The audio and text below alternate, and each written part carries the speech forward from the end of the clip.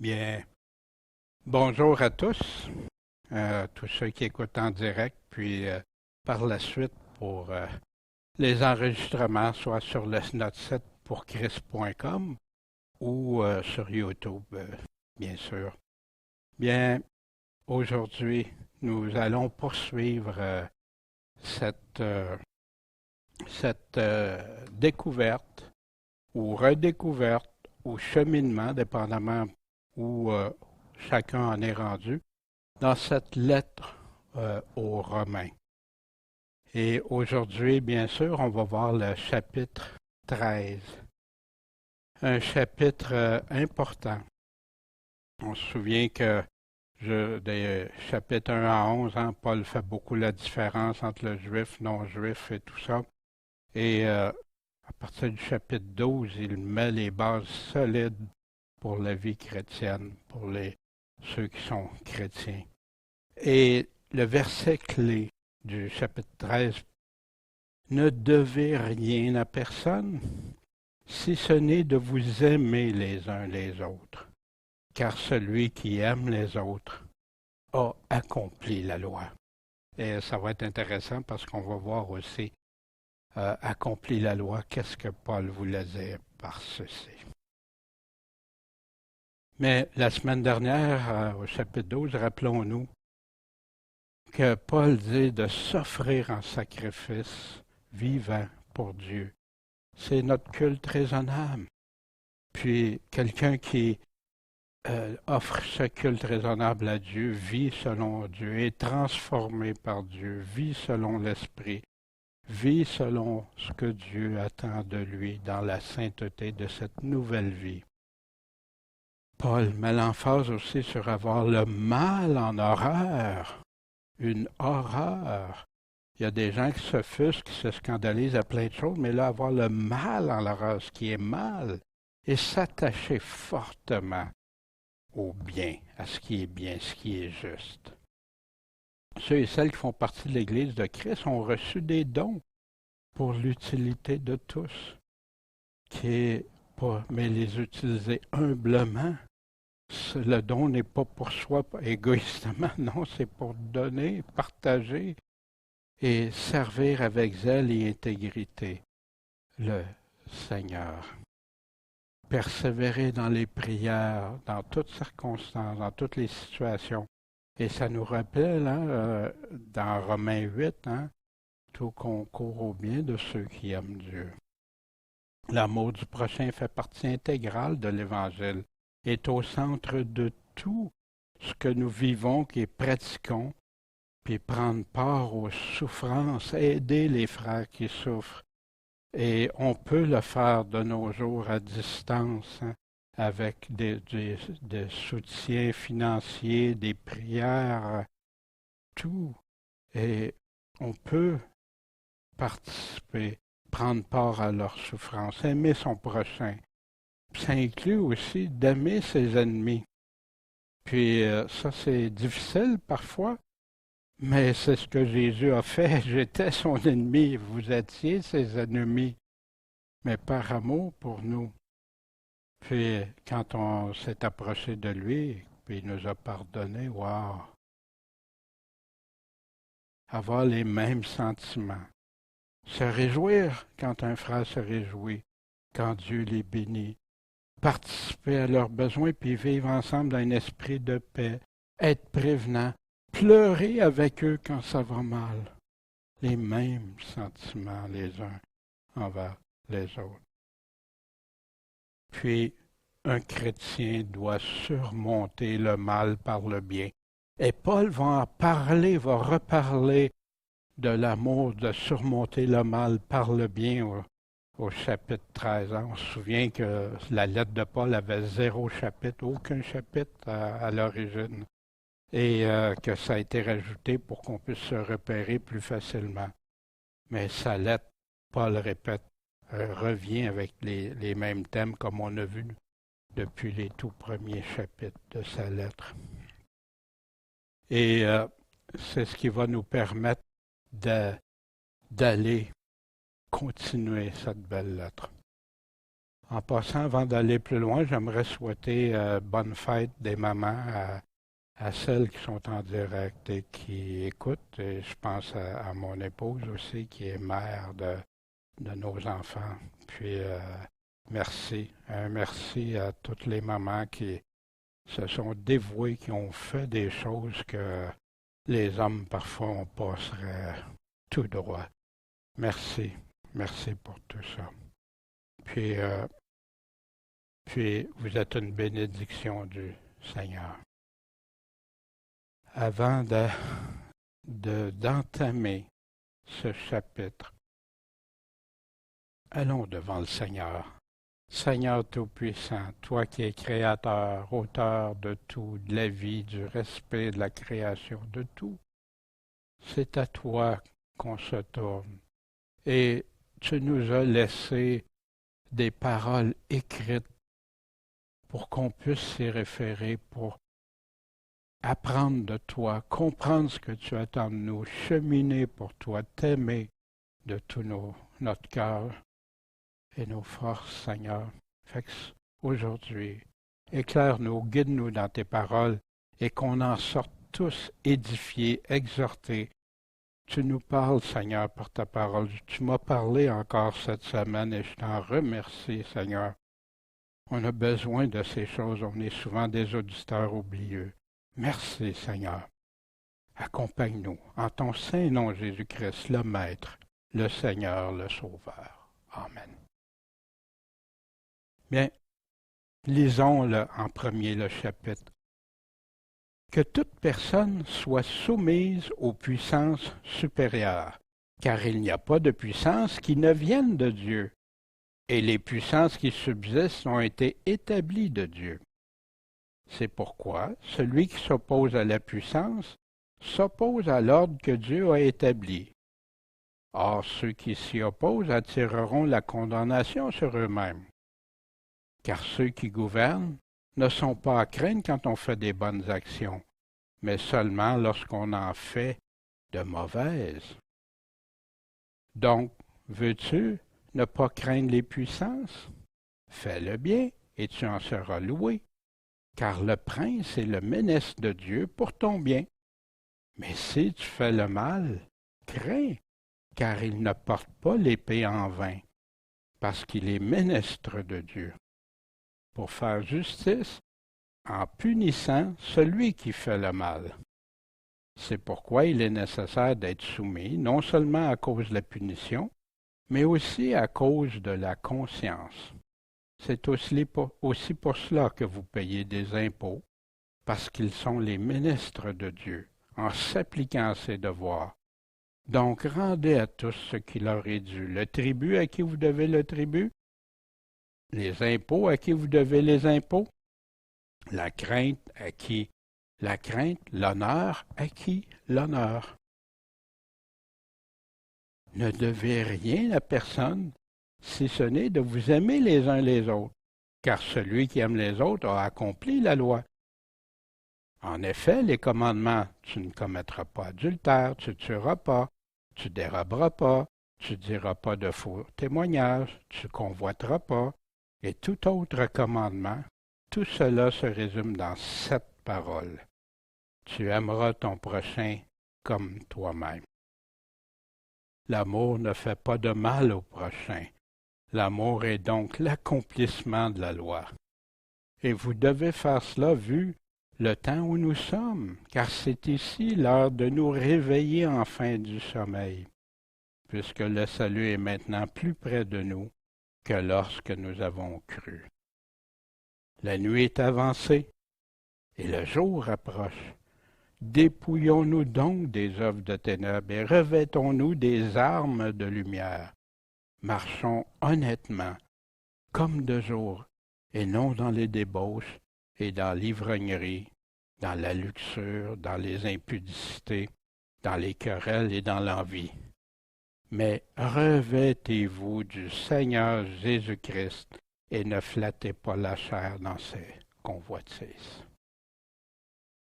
Des enseignements de Paul ici, des enseignements qu'on retrouve dans l'Évangile de Jésus-Christ, bien sûr. Et allons voir au verset 1.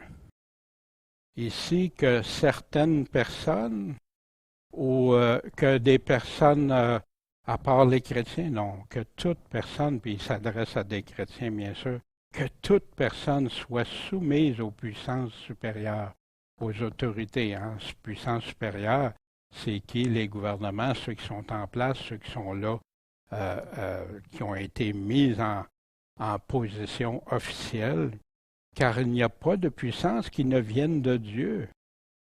Dieu a établi un ordre, des règles. Maintenant, j'entends déjà des commentaires. Ouais, mais ça n'a pas tout. Non, c'est vrai qu'ils n'agissent pas tous correctement. Mais on va y revenir tantôt. Il n'y a pas de puissance qui ne vienne de Dieu et les puissances qui subsistent, qui existent, ont été établies de Dieu. Fait que Dieu est en arrière, Dieu est là, Dieu voit ça. Puis Dieu sait qu'il y a des autorités qui vont marcher droitement, et d'ailleurs il y en a eu pendant des siècles, puis il sait qu'il y en a qui vont marcher de mauvaise façon. On va examiner ça tantôt ensemble. Les puissances qui ont été établies de Dieu. Fait que et c'est pourquoi, hein, nos fameuses questions clés, qui, quand, comment, pourquoi, et là c'est le pourquoi. Pourquoi? C'est pourquoi celui qui s'oppose à l'autorité s'oppose à l'ordre que Dieu a établi. Or, ceux qui s'y opposent attireront la condamnation sur eux-mêmes. Ce que l'apôtre est en train de dire, puis en passant, l'apôtre a écrit ça hein, aux Romains, à Rome, sous l'Empire romain. Il est en train de dire, si vous ne vous soumettez pas aux autorités, vous êtes rebelle à Dieu. C'est Dieu qui permet ça. Dieu a établi. Dieu laisse ces autorités-là. Et il y a beaucoup de ces autorités-là qui ne marchent pas correctement, mais qui ont servi à la gloire de Dieu, même quand ils ont persécuté les chrétiens. Et c'est ce qui a fait grandir ou parfois changer d'endroit et tout ça. Dieu connaît tout ça. Mais quand on est rebelle à Dieu, Dieu le dit, on attire quoi? La condamnation sur nous. Fait que c'est pas facile. Puis même Jésus a obéi aux autorités malgré qu'il n'était pas correct envers lui. Il l'a fait. Il a accompli la volonté du Père. Voici le même discours que Paul a quand il a écrit la lettre à Tite, premier chapitre, premier verset. Avertis-les d'être soumis aux princes et aux magistrats, de leur obéir, d'être prêts à toute bonne œuvre, de ne médire de personne. Puis parfois, hein, moi, je dis, ouais, est-ce que je parle en mal de quelqu'un? Puis des fois, on dénonce des choses et tout ça, mais je ne peux pas parler en mal pour médire quelqu'un, calomnier quelqu'un. Non. De ne pas être querelleur, d'être modéré et de montrer une parfaite douceur envers tous les hommes. Car nous aussi, on était autrefois insensés, désobéissants, égarés, assujettis à des passions et à des voluptés diverses, vivant dans la malice et dans l'envie. Ah, il est en train de me décrire comme avant la transformation, puis qu'on doit faire attention pour ne pas retomber dans ça et nous haïssant les uns les autres. Même discours de Pierre concernant l'être soumis aux autorités, puis Pierre a écrit ça pendant la persécution de Néron, à la fin de sa vie, vers la fin. Donc, soyez soumis à toute institution humaine. Il ne dit pas de les choisir. À cause du Seigneur, c'est là. C'est à cause du Seigneur qu'on va le faire quand même. Puis on va voir aussi quand obéir, quand il y a des limites, et on va les regarder ensemble.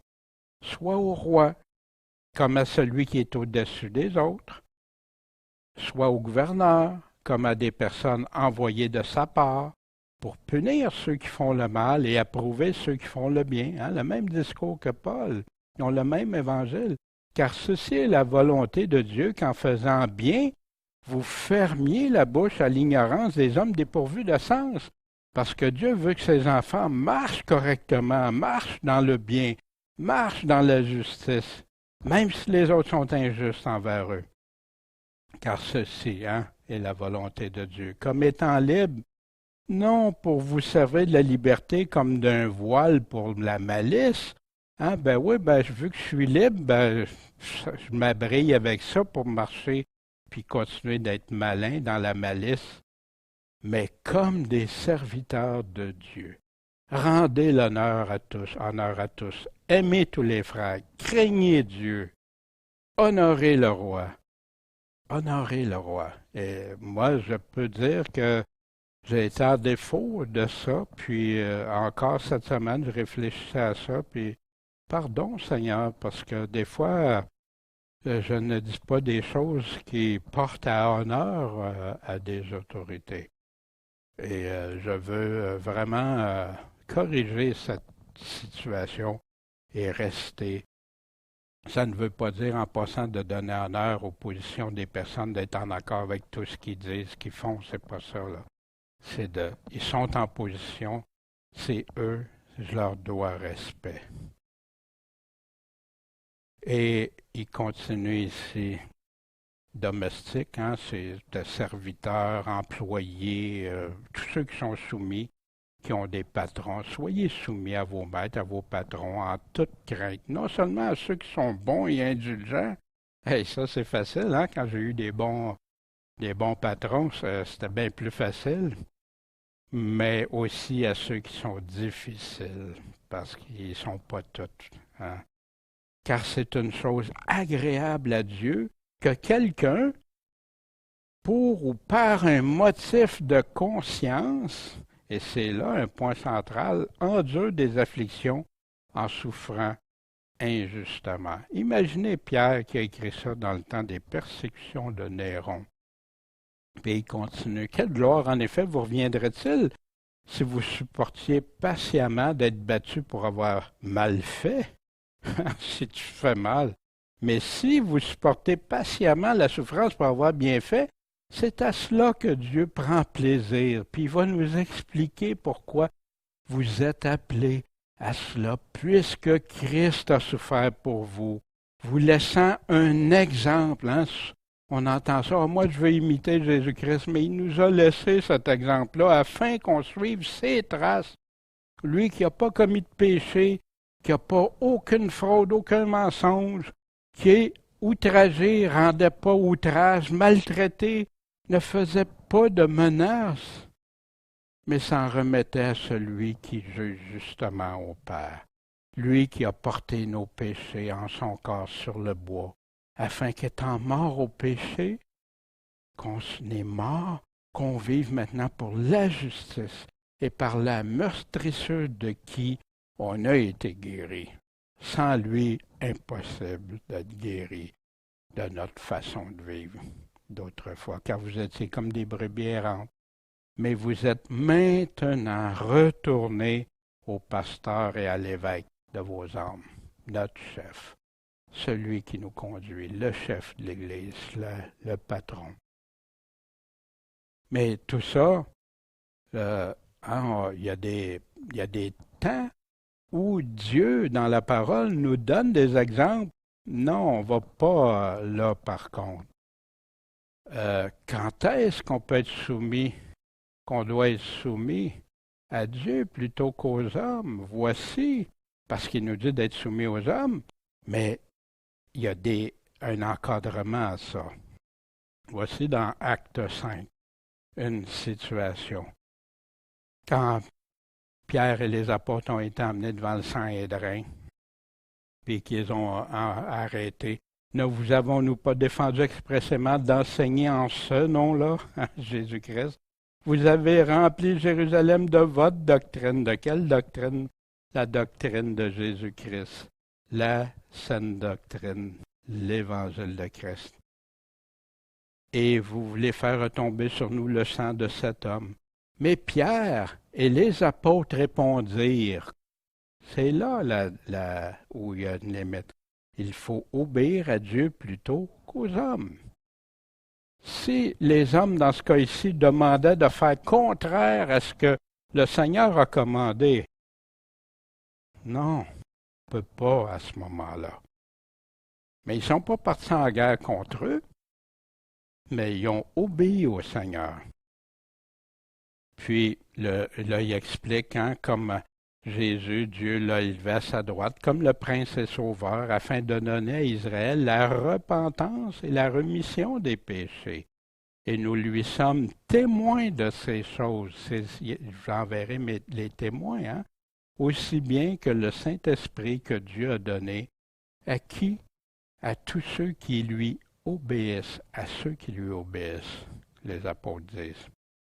Puis, vous savez, on vous l'avait, il avait déjà interdit, on a ça dans Acte 4, mais Pierre et Jean répondaient, jugez s'il est juste devant Dieu de vous obéir plutôt qu'à Dieu. Fait que si Dieu nous dit clairement quelque chose de ne pas pécher et que quelqu'un me demande de pécher, je m'excuse. Non. Quelques exemples, Un des premiers exemples qu'on a d'avoir été soumis aux hommes plutôt qu'à Dieu. Et il dit à Adam, puisque tu as obéi à la voix de ta femme et que tu as mangé de l'arbre au sujet duquel je t'avais donné cet ordre, t'en mangeras pas. Le sera maudit à cause de toi. Tu en mangeras les fruits avec peine tous les jours de ta vie. C'est triste parce que Adam devait être là aussi pour être là comme figure pour lui dire non, tombe pas dans ça, non, fais pas ça. Mais Adam était là avec elle et a obéi à quelqu'un qu'il aimait beaucoup, sa femme, plutôt qu'à Dieu, dans cette situation-là où Dieu lui avait dit clairement, non, Adam, tu fais pas ça. On a aussi Saül, le roi Saül, quand il a dit, j'ai péché, j'ai transgressé le commandement de l'Éternel et tes paroles. Pourquoi qu'il a fait ça? Parce qu'il craignait le peuple. Puis j'ai préféré obéir à sa voix. On a plusieurs exemples dans la Bible de ça. Jésus dit aussi, c'est en vain qu'il m'honore enseignant des doctrines qui sont des commandements d'hommes. Beaucoup vont craindre plus des hommes que Dieu. Et on voit ça dans toutes sortes de mouvements, de religions, dans le monde évangélique, dans la théologie, toutes sortes de choses, que c'est pas Dieu qui a dit ça clairement. L'homme en arrive à ça. Puis les gens vont obéir des fois à des règles qui ont été établies dans certaines organisations qui deviennent plus importantes que qu'est-ce que Dieu a dit, malheureusement. La semaine prochaine, on va voir ça, des situations semblables aussi. Le roi Nebuchadnezzar prend la parole. Vous vous souvenez, c'est un exemple, ça. Le livre de Daniel a été écrit pour la fin. Il y a beaucoup de prophéties, d'ailleurs, qui se recoupent avec, entre autres, l'Apocalypse, mais avec tous les autres livres aussi de prophéties pour la fin. Mais voici cet exemple. Vous vous souvenez, quand devant Nebuchadnezzar, les trois amis de Daniel, Shadrach, Meshach et Abednego, il dit, vous ne servez pas mes dieux, vous adorez pas la statue d'or que j'ai élevée. Quand la musique va partir, vous vous mettrez à genoux, puis vous prosternerez, vous adorerez la statue que j'ai faite. Puis si vous ne vous prosternez pas, au même instant, vous allez être jeté dans la fournaise de feu ardent. C'est spécial, parce qu'on va voir vers la fin, c'est l'inverse. Qui va aller vraiment dans le feu ardent que Jésus nous a parlé? Et quel est le Dieu qui vous délivrera de ma main? Le roi a dit ça. Fait que là, les trois amis ont répondu et dit au roi, c'est pas nécessaire qu'on te réponde là-dessus, mais voici, notre Dieu que nous servons, serviteur de Dieu, peut nous délivrer de la fournaise ardente, puis il nous délivrera de ta main, ô roi. Remarquez ici que c'est respectueusement, c'est pas d'attaque. Sinon, sache, ô roi, qu'on ne servira pas tes dieux et que nous n'adorons pas la statue d'or que tu as élevée.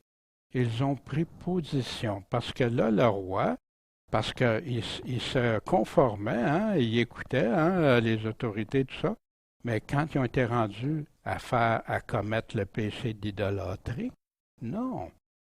Puis, on va avoir une situation semblable à la fin. On a ça clairement établi dans la Révélation, l'Apocalypse qu'on a vu.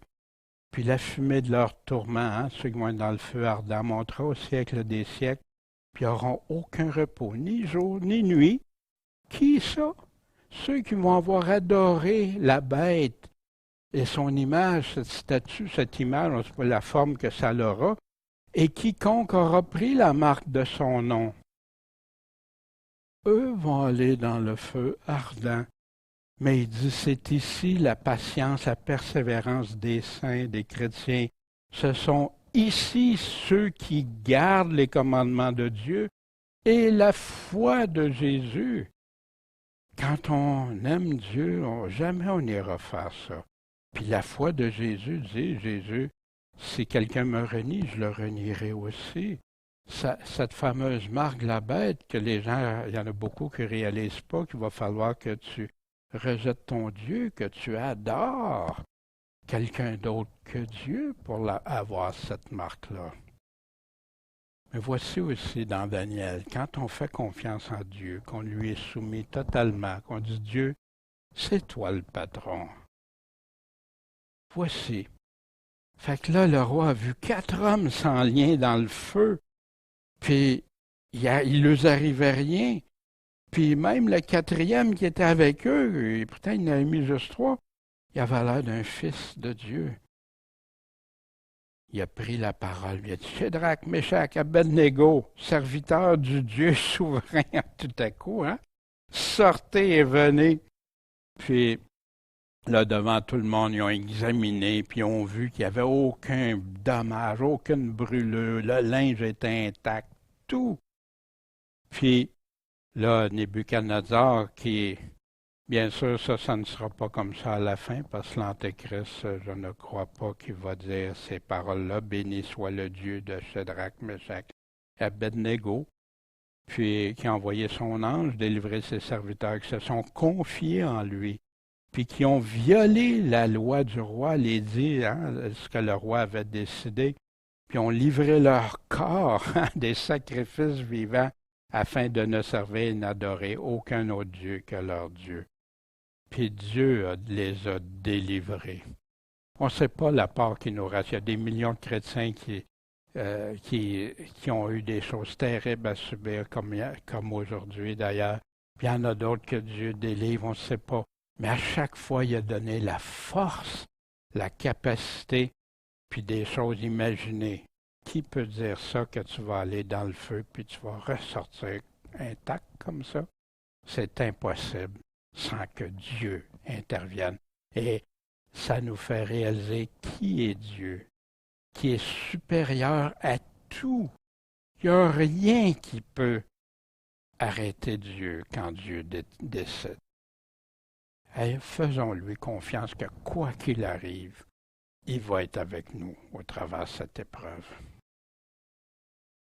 Puis là, Paul, au chapitre 13, revient au verset 3. Car ceux qui gouvernent ne sont pas à craindre quand on fait des bonnes actions, mais seulement quand on a fait de mauvaises. Normalement, si tu marches correctement, tu n'auras pas de problème. Mais veux-tu donc ne pas craindre les puissances, les autorités? Ben, fais le bien, puis tu en seras loué. Car le prince, l'autorité, celui qui est en charge, est le ministre de Dieu. On a vu ça, ministre, c'est serviteur. Puis on a ça dans l'Ancien Testament aussi, le roi qui avait été serviteur, puis Cyrus aussi, pour ton bien. Mais si tu fais le mal, crains, parce qu'il ne porte pas l'épée en vain, parce qu'il est ministre de Dieu. Il est serviteur du Seigneur. On dirait, ben, des fois, il y en a qui sont corrompus. Oui, c'est vrai qu'il y en a qui sont corrompus. Il y en a qui abusent. Il y a plein de choses qui se produisent. Mais là, beaucoup sont là pour le bien, puis pour, tant qu'on leur laisse les moyens, appliquer une justice. Mais il dit crains. Pourquoi? Il a l'arme, il est armé pour faire justice en punissant celui qui fait le mal. Aujourd'hui, il y a beaucoup de discussions par rapport à ça. Même il y en a qui veulent désarmer ceux qui sont en autorité pour appliquer des règlements. Et c'est toujours, malheureusement, ce n'est pas les bons qui bénéficient de ces choses-là. On voit que les armes, dans ce cas ici, sont autorisées de Dieu. Il n'est pas en train de parler des chrétiens qui vont s'armer pour se défendre, il est en train de parler de ceux qui sont là, qui représentent la loi, qui représentent l'autorité. Puis il dit, c'est pourquoi il est nécessaire hein, d'être soumis, non seulement à cause de la punition, pas juste parce que tu as peur d'être puni, de te faire prendre ou quoi que ce soit, mais aussi à cause de la conscience. Ta conscience, si tu veux avoir, il y en a qui disent, je vais avoir la paix, mais le conscience n'est jamais en paix parce qu'ils ne suivent pas. Dans plein de domaines, d'ailleurs, ça, c'en est un que les personnes ne pourront jamais être en paix s'ils défient Dieu, ils sont rebelles à Dieu. Fait que là, il continue, c'est aussi pour cela que vous payez des impôts. Pourquoi? Parce qu'ils sont les ministres de Dieu, en s'appliquant à ses devoirs. Puis, en passant, bien sûr, aujourd'hui, hein, puis c'est sûr, Paul a dit vers la fin, les hommes vont être rebelles, arrogants, tournés vers eux-mêmes, le moi, les enfants vont se rebeller contre les parents, amoureux de l'argent, de la fraude, il y a plein, c'est rempli aujourd'hui. Rendez donc à tout ce qui leur est dû, le tribut à qui vous devez le tribut, les impôts à qui les impôts, la crainte à qui la crainte et l'honneur à qui l'honneur. Bon, c'est particulier, Paul, parce que tu ne savais pas comment que ça serait vers la fin. Mais oui, il le savait, il nous l'avait dit aussi.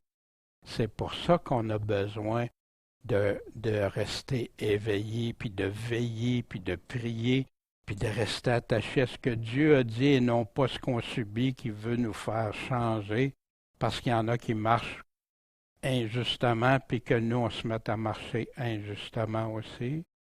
Non. À quelle place que Paul peut prendre ça, hein? Ce genre de position, d'écrire ça si clairement? Rendez donc à tout ce qui leur est dû.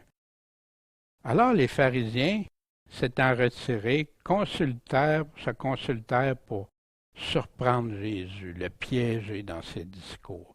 Fait que là, il a envoyé quelqu'un qui a dit, « Ah, maître, on sait que tu dis la vérité, puis que tu n'as pas apparence aux personnes, puis etc. » Hein, ils l'ont flatté, hein, il était bien préparé, comme certains. Hein, Est-il permis de payer le tribut à César ou non? Hein, c'est un piège pour eux face aux gens, parce que s'ils disaient non, il ne faut pas le payer, l'Empire romain était là. S'ils disaient, ben oui, il faut payer, ben là, ça pouvait choquer d'autres, parce qu'ils disaient, bon, on n'est pas soumis à... En tout cas, ils disaient qu'ils n'étaient pas soumis à Rome quand ça fait leurs affaires, puis ils étaient soumis quand c'était pour faire du mal, par contre. C'est incroyable, par exemple, quand ils ont crucifié Jésus. Mais voici.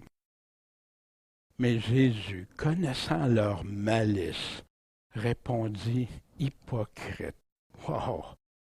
J'aimerais pas que Jésus m'appelle comme ça. Pourquoi me tentez-vous? Pourquoi me testez-vous? M'éprouvez-vous?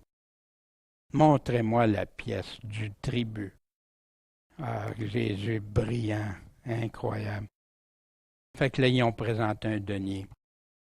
Il leur dit, de qui est cette image et cette inscription?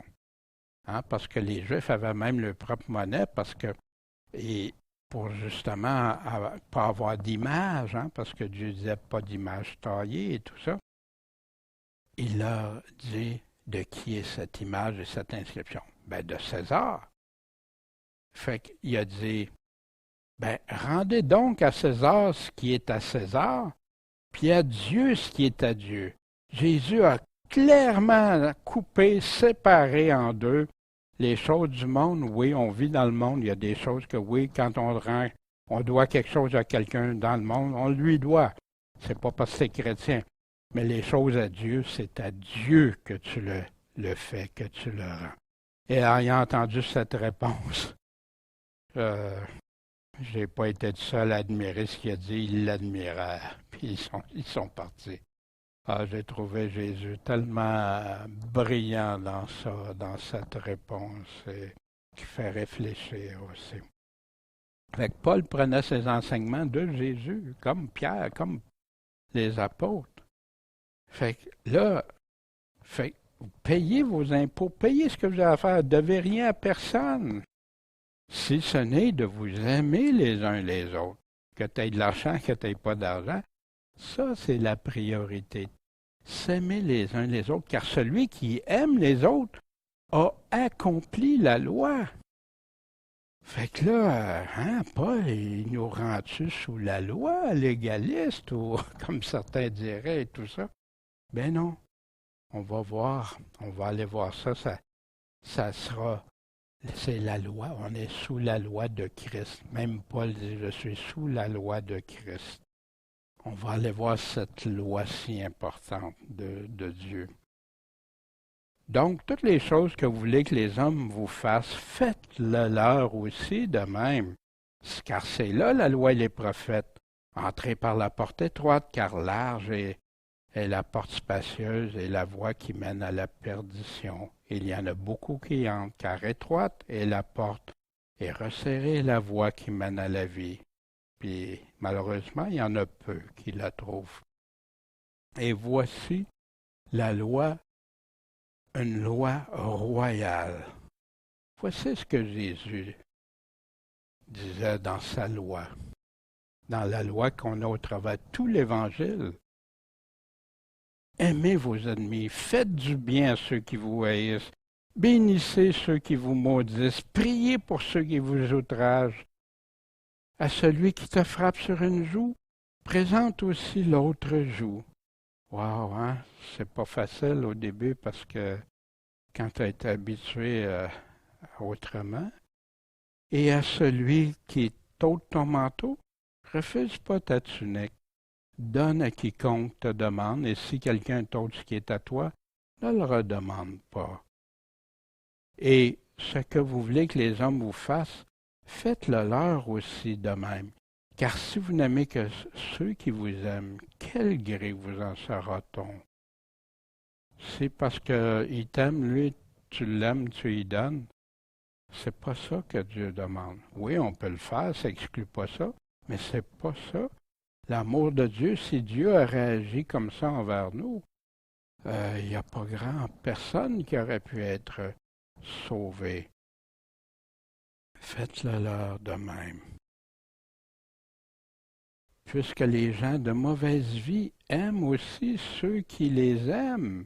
Et si vous ne faites du bien qu'à ceux qui vous font du bien, quel gré vous en sera-t-on? Puisque les gens de mauvaise vie font la même chose. Et si vous ne prêtez qu'à ceux de qui vous espérez recevoir, quel gré vous en sera-t-on? Puisque les gens de mauvaise vie prêtent aussi à des gens de mauvaise vie afin d'en recevoir l'appareil. C'est toujours ce qu'on appelle le give and take, si populaire aujourd'hui. Donner et recevoir. Mais la loi du Seigneur nous dit, aimez vos ennemis, faites du bien, prêtez sans en rien espérer, et votre récompense sera grande. Entre les choses du monde, rends à César ce qui est à César, puis rends à Dieu ce qui est à Dieu. Vis selon ce que Dieu te demande, puis lui va te bénir. Lui, la récompense, il la garde où personne ne va pouvoir enlever ça. Puis ça rouillera pas, ça ternira pas. Et vous serez les enfants du Très-Haut, parce qu'il est bon envers les ingrats et les méchants.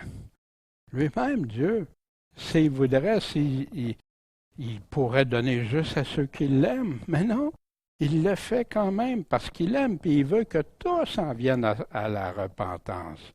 Soyez donc miséricordieux comme aussi votre Père est miséricordieux. Ça fait qu'ici, c'est à chacun, on regarde ce passage-là. Qu'est-ce que Jésus me demande? En passant, il y en a qui font des excès avec ça, puis surtout ceux qui s'en servent pour eux-mêmes, là. Ben, Jésus a dit qu'il faut que tu me donnes, puis c'est pas dans ce sens-là. C'est à chacun. On a à répondre de ça devant le Seigneur.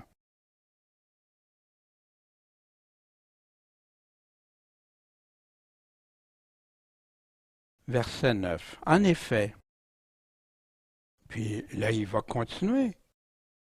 L'amour, cette loi de l'amour, les commandements. Tu ne commettras pas adultère, tu ne tueras pas, tu voleras pas, tu ne diras pas de faux témoignages, tu ne mentiras pas, tu ne convoiteras pas. Et tout autre commandement, tout cela se résume. C'est un résumé de cette parole-là, tu aimeras ton prochain comme toi-même. Fait qu'il y en a qui enseignent, ah, t'aimes ton prochain comme toi-même, tout est réglé. Mais ça inclut tout ça, parce que si t'aimes ton prochain, tu ne voudras pas lui faire de tort, lui faire de mal. Tu ne commettras pas d'adultère, de vol, de mensonge, ces choses-là. Tu vas faire, t'aimes-tu ça quand quelqu'un te ment, t'aimerais-tu ça te faire tromper, aimerais-tu ça te... C'est ça, l'amour. Fait pas de mal à son prochain. Puis Jacques nous dit, si vous accomplissez la loi royale, hein, puis il est en train de parler du contexte aussi des gens qui, parce qu'ils sont riches, ils sont bien traités dans une église, puis l'autre qui n'a pas de beaucoup, hein, il est comme mis de côté.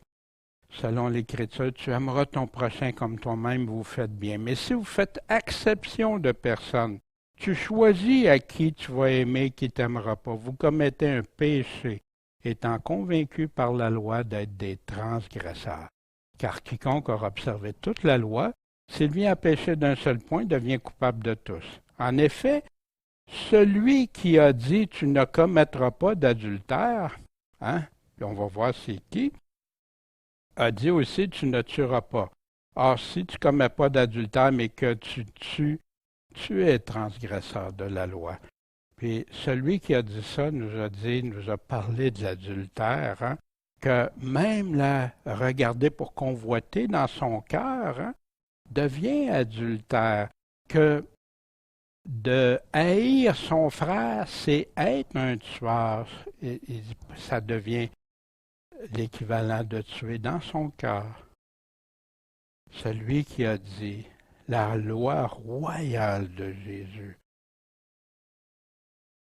Fait que, vous vous souvenez de l'homme riche, que dois-je faire pour hériter de la vie éternelle? Pourquoi m'appelles-tu bon? Personne n'est bon, sauf Dieu, Dieu seul.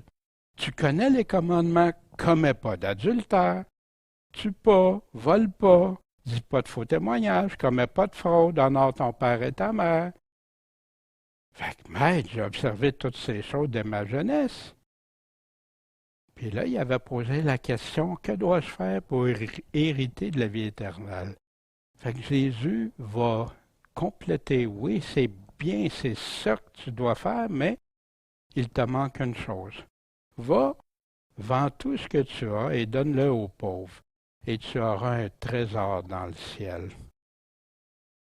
Mais il n'arrête pas là. Il sait que cet homme, ce qui prend la place de Dieu dans sa vie, c'est ses richesses. Va, fais ça. Puis après cela, viens, suis-moi en te chargeant de la croix. Fait que tu veux avoir la vie éternelle? Ben, suis Christ. Marche droitement comme il te demande. Puis, aime ton prochain. Aime Dieu de tout ton cœur, ton âme, ta pensée. Puis quand tu fais ça, tu vas automatiquement aimer ton prochain comme toi-même. Parce que Dieu, c'est la loi que Dieu nous a donnée, de l'amour les uns envers les autres. Puis charge-toi de ta croix, parce que ça ne sera pas facile, la vie chrétienne. Mais quelle paix, quel bonheur que c'est impossible que les gens nous enlèvent dans le cœur. Et là, il continue. L'amour, Hein, vous vous souvenez, il a donné la description, le résumé. Ça fait pas de mal au prochain. Donc, l'amour, c'est accomplir la loi de Christ. Voici, hein, cette loi de Christ, je vous donne un commandement nouveau, c'est que vous vous aimiez les uns les autres, que comme je vous ai aimé, vous vous aimiez aussi les uns les autres. Quelle loi importante, cette loi royale. Même l'apôtre Jean, hein, celui que Jésus aimait, que la parole nous dit qui était l'apôtre, hein, on l'a surnommé l'apôtre de l'amour. Celui qui dit qu'il demeure en lui doit aussi marcher comme il a marché lui-même, comme Jésus a marché. Si on dit on demeure en lui, on est revêtu de lui ou on marche en lui. Je vous écris non un commandement nouveau, mais un commandement ancien que vous avez eu dès le commencement. Ce commandement ancien, c'est que la parole que vous avez entendue dès le commencement. Je vous écris toutefois un commandement nouveau, ce qui est vrai en lui et en vous, car les ténèbres passent. La vraie lumière brille déjà. Celui qui dit qu'il est dans la lumière et qui continue, qui haït son frère, qui n'aime pas son frère, est encore à présent dans les ténèbres. Celui qui aime son frère demeure dans la lumière et rien en lui ne le fait broncher. Quand on aime notre prochain, puis on continue, on persévère malgré tout ce que ça peut nous coûter ou ce qu'on peut avoir, on ne bronche pas. Or, pour le monde, on a de l'air faible souvent, on a l'air de même s'écraser, mais on ne bronche pas pour Dieu, parce que Dieu sait ce qu'il a fait. Dieu sait ce qu'il demande à ses enfants. Personne ne pourrait reprocher à Dieu de ne pas avoir tout fait, puis avoir mis son peuple qui veut marcher dans la lumière, être droit, juste, aimable, aimer, même ceux qui lui font les pires choses, pour tenter de les amener à la repentance. Puis, celui qui aime son frère, celui qui n'aime pas son frère est dans les ténèbres et marche dans les ténèbres. Il ne sait même pas où il va. Les ténèbres l'ont aveuglé.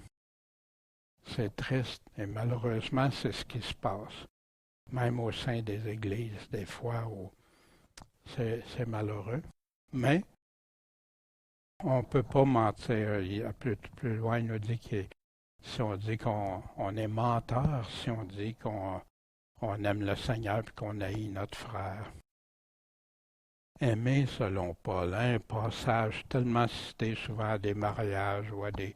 Mais Paul est en train de parler ici du véritable amour, qui dit l'amour est patient, c'est posé, plein de bonté, ne s'enfle pas, ne se vante pas, hein, se prétend pas supérieur à personne, n'a pas d'orgueil, n'est pas malhonnête, au contraire, c'est honnête. Le vrai amour va rester honnête, intègre, ne cherche pas son intérêt, ne s'aigrit pas, pense pas à faire le mal, se réjouit pas quand il y a de l'injustice, quand c'est injuste, mais se réjouit de la vérité. L'amour, elle se réjouit quand c'est les choses vraies, la vérité de Dieu. Elle supporte tout. Elle va supporter, hein, comme dans Romains 8, il nous parle de tout ce que Paul nous dit. Qu'est-ce qui va me séparer de l'amour de Christ? Puis il nous avait donné toute la description. Elle croit tout. Maintenant, est-ce qu'il est en train de nous dire qu'il croit n'importe quoi? Non, c'est pas ça qu'il est en train de nous dire. Et c'est la foi croit tout ce qui vient de Dieu, de sa parole, espère tout. D'où vient cette espérance de la parole? Elle endure tout par rapport à la parole, parce que Dieu te le demande. Puis cet amour-là se traduit et doit être effective dans nos vies. Je crois que on a à peu près tous failli en quelque part dans ça. Mais c'est le Seigneur qui nous demande de vivre comme ça, de vivre pour lui. Puis le fruit de l'esprit, c'est exactement comme ça. C'est qu'est-ce que ça va produire en moi.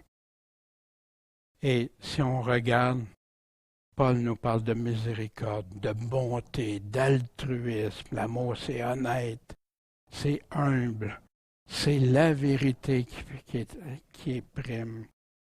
La persévérance fait le bien seulement fait pas le mal.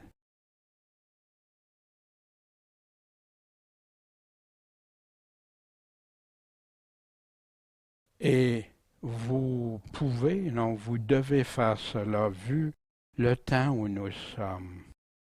Car c'est ici l'heure de nous réveiller. Remarquez, Paul, il s'inclut même dans ça, l'heure de nous réveiller enfin du sommeil, puisque le salut est maintenant plus près de nous que lorsque nous avons cru. Il y en a beaucoup qui prêchent, ah, j'ai accepté le Seigneur tel jour, telle date, c'est réglé, c'est fini. Puis après ça, il y a... Non, le salut s'en vient, l'espérance du salut. Ce jour béni où le Seigneur va venir nous délivrer, et non seulement de nos péchés, mais nous délivrer de la colère à venir, nous délivrer de ce monde de perdition et toutes les choses négatives, pénibles qui vont survenir pour ceux qui auront rejeté Dieu. Il va aider ces enfants qui vont persévérer au travers de ces épreuves. Mais ceux qui vont l'avoir rejeté auront. Mais ici, réveillons-nous. Qu'est-ce que ça veut dire de se réveiller? Ailleurs, il en parle à plusieurs endroits, hein, Galates, aux Éphésiens et tout ça, de rester réveillé. Mais Jésus nous en parle aussi. Veillez, priez, on va le voir dans quelques instants, rester réveillé. Mais aujourd'hui, le bien est appelé mal, puis le mal est appelé bien. Il y a des choses que même il y a une trentaine d'années, c'était mal pour tout le monde. Aujourd'hui, c'est le bien, puis ceux qui disent que c'est pas correct, c'est eux autres qui sont mal, hein, qui font mal, fait que, ou qui sont malades, ou je ne sais pas, toutes sortes de terminologies, là, avec toutes sortes de mots. Mais ici, le mal qui a toujours resté un Dieu qui ne change pas, mais que les gens décident de changer.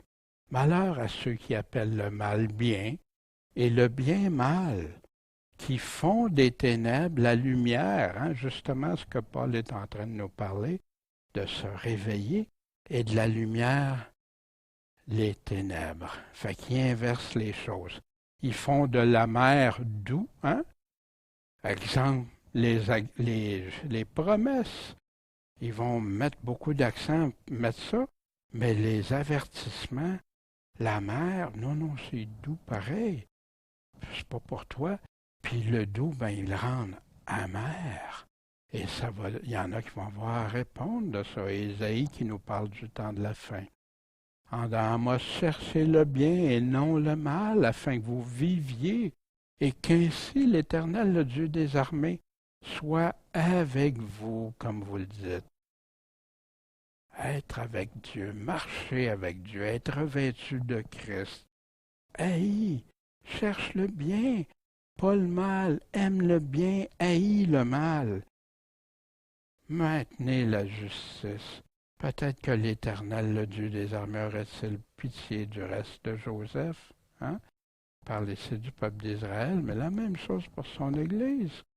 Il y a de l'Église, l'apostasie, c'est pas ceux qui croient pas, c'est ceux qui croient, qui croyaient, puis qui se détournent. La nuit est avancée. Est-ce que vous croyez ça, que la nuit est avancée? Regardons autour de nous tout ce qui se passe. Et le jour approche. Quel jour! Hein? On parle d'un jour, le retour de Christ, son avènement. le jour où dans 2 Thessaloniciens, il nous parle qu'il va venir nous délivrer. Dépouillons-nous donc, vu que ça s'en vient, des œuvres de ténèbres. Hein? Puis il nous décrit, on a vu ça en long et en large, tout au long, les œuvres de ténèbres. Et revêtons-nous des armes de lumière, les armes de Dieu. On a ça dans Éphésiens 6, les armes de lumière. Hein? Le combat de la foi avec tout ce que ça prend dans Éphésiens 6 qui nous le décrit. Ne te laisse pas surmonter par le mal, mais surmonte le mal par le bien, qu'il nous disait au chapitre 12 précédent. Est-ce qu'on est prêt à surmonter le mal par le bien? C'est la voie de Dieu, c'est le chemin étroit. Plus près de nous que lorsque nous avons cru. Ce jour-là approche. Voici Jésus. Vous de même, quand vous verrez arriver ces choses, sachez que le Fils de l'homme est proche et à la porte. Ce jour-là est proche. Je vous dis en vérité que cette génération ne passera pas, que toutes ces choses vont arriver. Le ciel puis la terre vont disparaître, mais mes paroles disparaîtront pas. Pour ce qui est de ce jour et de l'heure, personne ne connaît, ni les anges qui sont dans le ciel, ni le Fils, mais seulement le Père. Prenez garde, réveillez-vous, restez éveillés, veillez et priez, car vous ne savez pas quand ce temps viendra. Il y en est de même comme d'un homme qui allait en voyage. Hein? Jésus nous donne cet exemple. Il part, il laisse sa maison, il en donne la conduite à ses serviteurs, puis il lui dit quoi faire à chacun. Exactement ce que Dieu nous laisse dans sa parole et qui ordonne aux portiers d'être vigilants. Donc, veillez, car vous ne savez pas quand il va venir. Puis, de peur qu'en arrivant tout à coup, il ne vous trouve endormis. Or, ce que je vous dis, je le dis à tous. Veillez, restons éveillés. Réveillons-nous si on doit se réveiller, comme Paul nous dit. Soyons, puis prenez garde. Soyez sous vos gardes, veillez, priez. Dans Éphésiens, que personne ne vous séduise, hein, par de vains discours, on a vu ça souvent, c'est à cause de ces choses la colère de Dieu vient sur les enfants rebelles, ceux qui se rebellent envers Dieu. Dieu dit ça, mais c'est pas grave, moi je vais faire comme je pense. N'ayez donc pas de part avec eux, car vous étiez autrefois ténèbres. Mais maintenant vous êtes lumière dans le Seigneur. Marchez comme des enfants de lumière. Pourquoi? Parce que le fruit de l'Esprit, c'est quoi le fruit de l'Esprit? Toutes sortes de bonté, toutes sortes de justice, toutes sortes de vérité. La vérité, bien sûr. Examinez ce qui est agréable au Seigneur. Prenez aucune part aux œuvres infructueuses des ténèbres. Exactement ce qu'il disait aux Romains. Mais bien plutôt, condamnez-les. C'est même honteux de dire ce qu'ils font en secret. Mais ça va être manifesté par la lumière. Car tout ce qui est manifesté devient lumière. C'est pour cela qu'il est dit, réveille-toi, toi qui dors, et relève-toi d'entre les morts. De quelle mort il est en train de parler? De la mort spirituelle. Vous vous souvenez comme le fils prodigue aussi, quand le père dit, voici mon fils qui est mort et revenu à la vie. Voici. Toi qui dors, relève-toi entre les morts, et Christ t'éclairera. Il nous demande de le suivre. Donc, prenez garde à vous conduire avec circonspection, pas comme des insensés, pas comme des vierges insensées, des vierges folles, mais comme des personnes sages, des vierges sages. Rachetez le temps car les jours sont mauvais. Croyez-vous cela?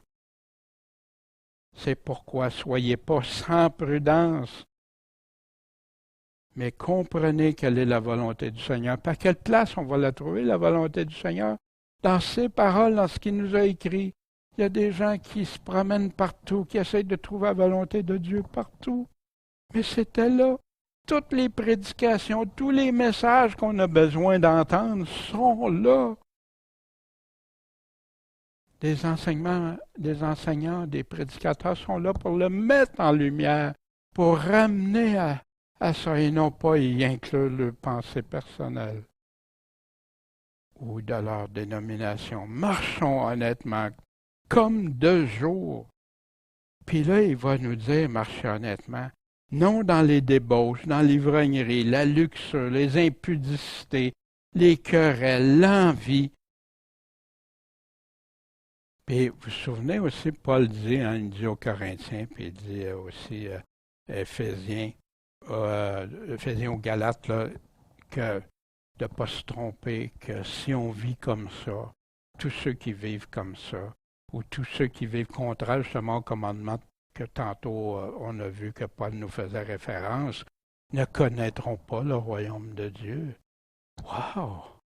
Mais revêtez-vous du Seigneur Jésus-Christ. Te revêtir, être vêtu. Hein, quand Jésus parle, il y en a qui ne seront pas vêtus. Ils vont être nus, aveugles, misérables. Ils ne marchent pas selon ce que Dieu demande. Revêtez-vous du Seigneur Jésus-Christ, puis flattez pas la chair dans ses convoitises. C'est assez clair, je crois, ce que Paul nous dit ici. Restons avec le Seigneur, marchons avec le Seigneur. Il en parle aux Thessaloniciens, justement. Hein? Quand les hommes vont dire paix et sûreté, pour ce jour-là, il est en train de parler de quoi? De l'enlèvement des chrétiens. Puis, c'est toujours ensemble avec 2 Thessaloniciens 2, il remet tout ça aussi encore dans son contexte. Avant qu'il arrive, il faut que l'Antéchrist ait été vu là, puis qu'il y a eu l'apostasie. Vous n'avez pas besoin qu'on vous en écrive. Vous savez bien que le jour du Seigneur va venir comme un voleur dans la nuit, quand ils vont dire paix et sûreté.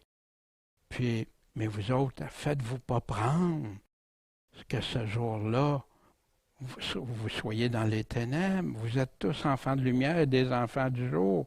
On n'appartient pas à la nuit ni aux ténèbres. Si tu es chrétien, tu ne peux pas être dans les ténèbres. Ne dormons donc pas comme les autres, mais veillons et soyons sobres. Car ceux qui dorment, dorment la nuit, et ceux qui s'enivrent sont ivres la nuit. Le même discours qu'il donnait. Mais nous qui sommes du jour, soyons sobres, étant revêtus de la cuirasse de la foi, de la charité, du casque de l'espérance du salut. Dieu n'a pas destiné ceux qui croient en lui, qui marchent en lui, qui sont revêtus de Christ à la colère, à sa colère. Malheureusement, il y a des chrétiens qui vont subir la colère de l'Antéchrist, mais pas celle de Dieu. Amen. C'est celle-là qu'il faut éviter à tout prix. On avait vu la synthèse dans Matthieu 24, 25, que Jésus nous parle comment l'attendre, de reconnaître les signes. On ne saura pas le jour, l'heure, ni la date. Puis ça va être comme dans le temps de Noé, comment c'est arrivé subitement. Puis qu'il y en a un qui va être pris, l'autre laissé. Fait que donc, veillez, je vais venir comme un voleur, parce qu'on ne sait pas, hein. Si tu le saurais, ben, les serviteurs fidèles et infidèles, ils donnent ses avertissements, les vierges sages, les insensés, les talents reçus, aimer son prochain, les boucs, les brebis, ceux qui ont aidé, ceux qui ont aimé le frère, puis les autres, les boucs, qui n'ont pas aimé, qui n'ont pas fait ce qu'ils devaient faire.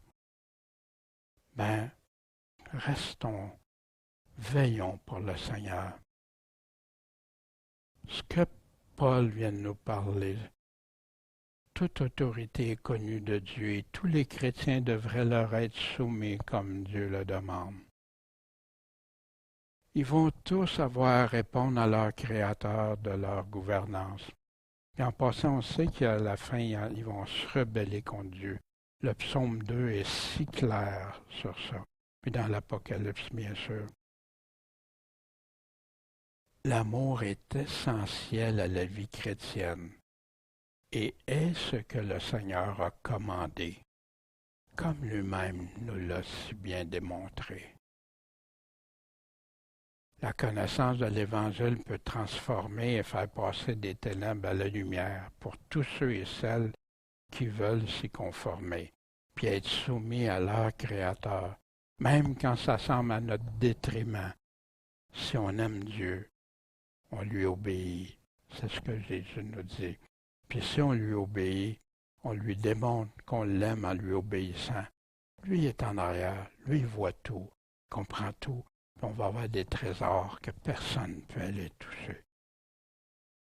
Puis il nous avertit de ne pas vivre selon les convoitises de la chair, ce qui nous tente plus. Hein? Ah ben non, moi j'aime bien mieux, il me dit d'aimer mes ennemis, mais moi non, c'est pas ça.